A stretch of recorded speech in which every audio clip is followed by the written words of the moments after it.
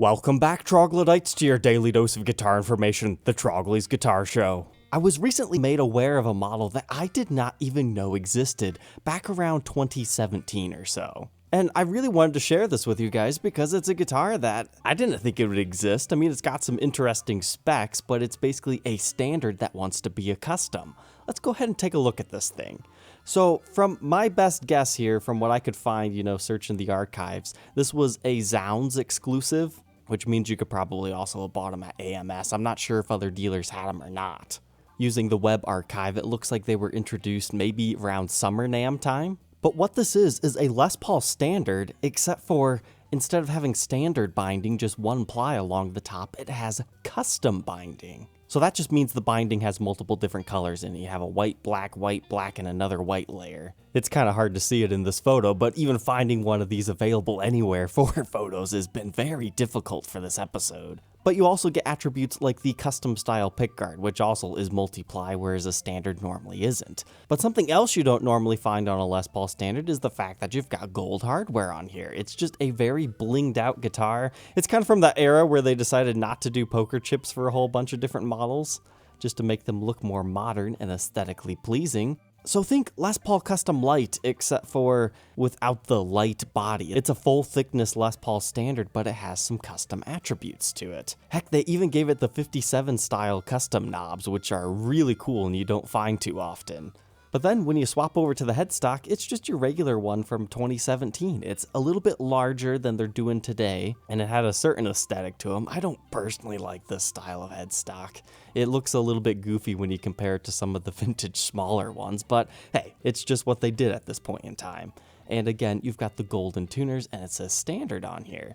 Now this looks like just a silk screen in this particular photo. However, that's just the lighting. It's definitely mother of pearl, the way it should be. But where things break the whole custom mold is on the fretboard. You've got regular trapezoid inlays, so this is like just a blend between a custom and a standard. But unfortunately, it wasn't cool enough to get an ebony fretboard, it's straight up rosewood. But as far as specs, we have the ultra-modern weight relief, which is that V-shaped pattern, with an asymmetrical slim tapered neck profile that they were using on a bunch of stuff. And a compound radius fretboard with rolled binding.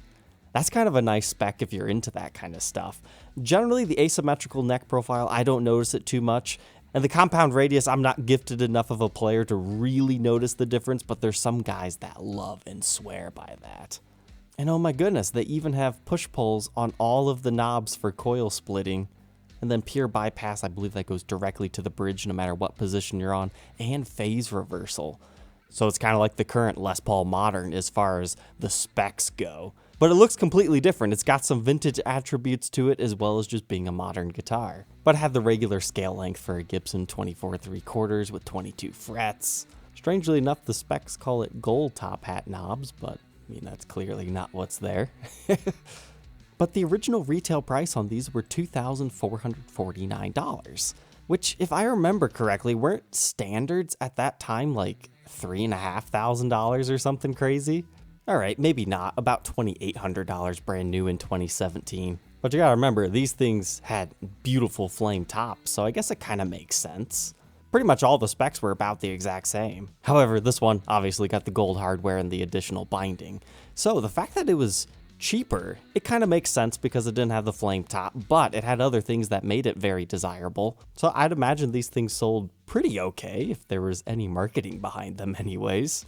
But the only completed sale I could find for one of these was on Reverb, and it was for much more. It sold for somewhere around $3,300, which I think is kind of crazy, but this is one of those models where people don't know about it necessarily, but this video might hype it up a little bit, so if you have one, I would strongly suggest putting it on the market, see if somebody wants to buy it. It's just kind of cool. It reminds me of like the old Studio Customs even, but just a little bit more blinged out and regular body woods.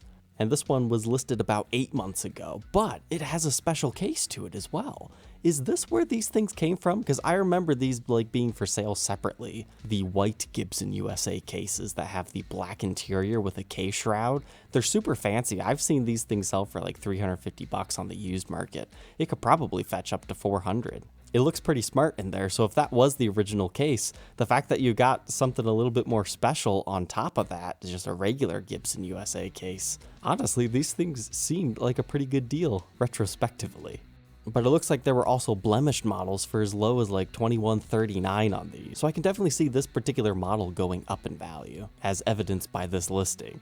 But I think the biggest downfall of this is it really needed a distinctive title. The reason why I can't find a whole bunch of completed sales is 2017 Les Paul Standard Limited Edition. You can't find it because it brings everything up. There's tons of limited editions every year, especially in this era. So as far as listing this guitar, I mean, that's the best you can do, but it's so hard to find them because it pulls up everything here. And I'm not even 100% sure that it was an exclusive to Zounds or AMS, so putting that in your title may or may not help you, I'm not sure. But if you happen to like the mixture of custom and standard, I would suggest to you to check out a late 80s Gibson SG Elite. This kind of took it the other way. It has the standards body with a customs fretboard. I do have a video on one of these if you're interested in seeing one up close. It's in the pearl white finish, but you could also find them in that sweet burgundy mist color. Looks like currently today there's one listed in mint condition for $4,000. Well, they've swapped out the pickups, so I don't know if you can really call it mint. It's usually at that point when, if something gets swapped out, it's not all about the condition, in my opinion. But he does still have the original certificate of authenticity. That's pretty cool. But oh no, somebody ruined this example. The thing that made these things unique is they were birthed around the exact same time as the original Custom Light series, and they had a coil split switch right here, kind of like the 25 50th anniversaries. And for some strange reason, all of them came stock with a locking nut, despite not all of them having Kahler tremolo systems on it. I don't fully understand that, but I guess it kind of helps with the straight string pull. So naturally what you'll find is people remove that and they just make it look normal, and they put like a Les Paul custom truss rod cover on here.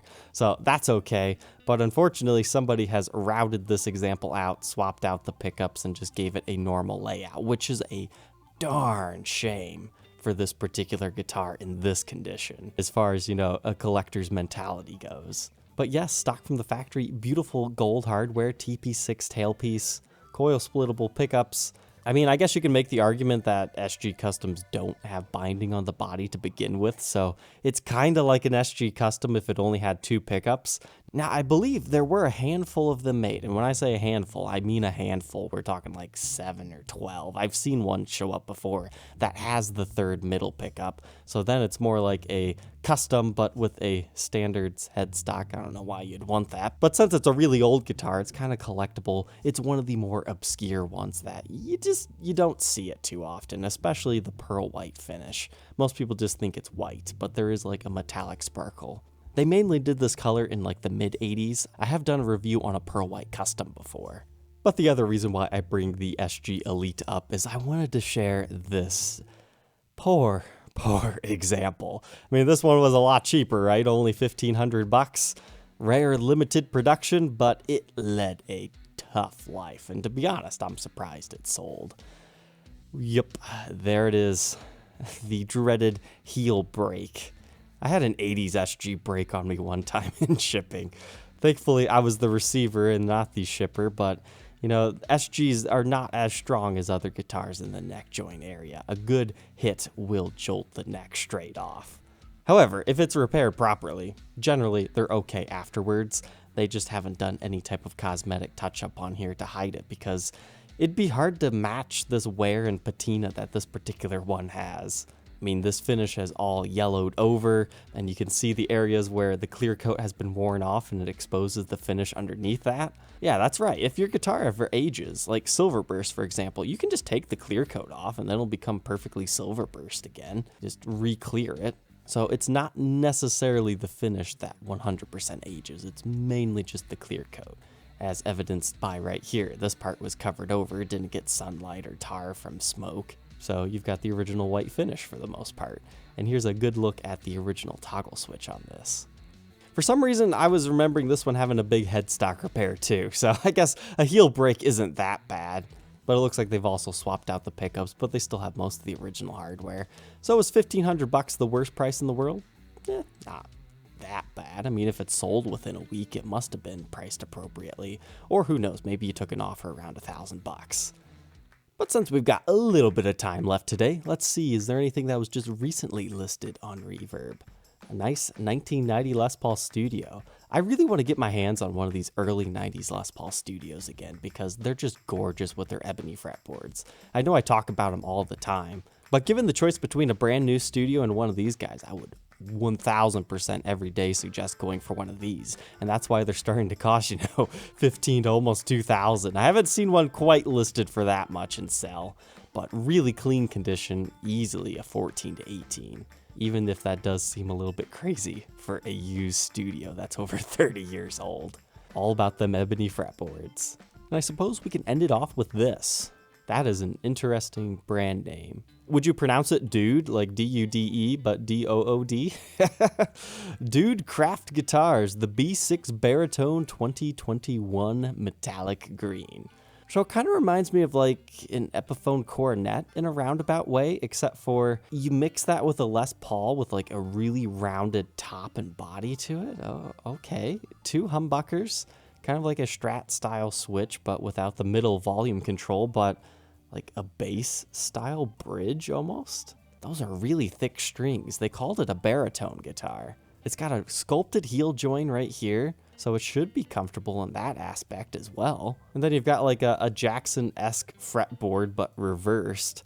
I'm not sure how I feel about that. I mean, it kind of matches the quirky vibe of this guitar. I think the traditionalist in me would want them to go the traditional way. But then you almost have the Epiphone Batwing headstock here. It just needs a little bit of extra carving. Oh, and their logo, dude, it's like, it's a mirror image of itself. This D is backwards.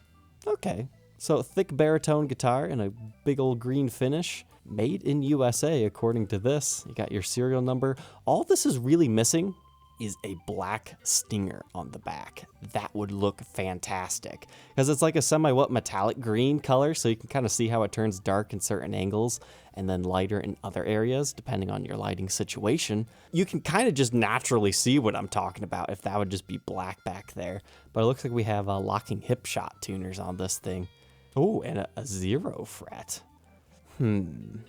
I guess it could be like a custom handmade thing, but that really looks like an import style neck to me. I would really suggest putting like a truss rod cover on that personally. But I wonder how long the scale length is. I'm guessing like maybe 30 inches because those are really thick strings. Let's see if he's got the specs on here. Looks like we've got Seymour Duncan pickups, and they'll do any type of a custom order for you for about $1,000, but this one's ready at a reduced rate. Okay, only a 27.5-inch scale length. So that's like bucket head territory, but a ½ inch longer. With a compound neck radius of 12 to 16 with jumbo stainless 0 fret. Okay. So being a stainless 0 fret, that's actually a good thing because 0 frets can wear down and you have to replace them. So I think that's the one time where a stainless steel one would make sense, considering they're more resistant to wear. But all the rest of the frets are regular jumbo nickel, so they will wear. So that's an interesting choice. I'm sure if they have access to doing that for the 0 fret, they'll do the rest of it for you if you're into handcrafted guitars. It looks like he also has a video if you want to learn a little bit more about it.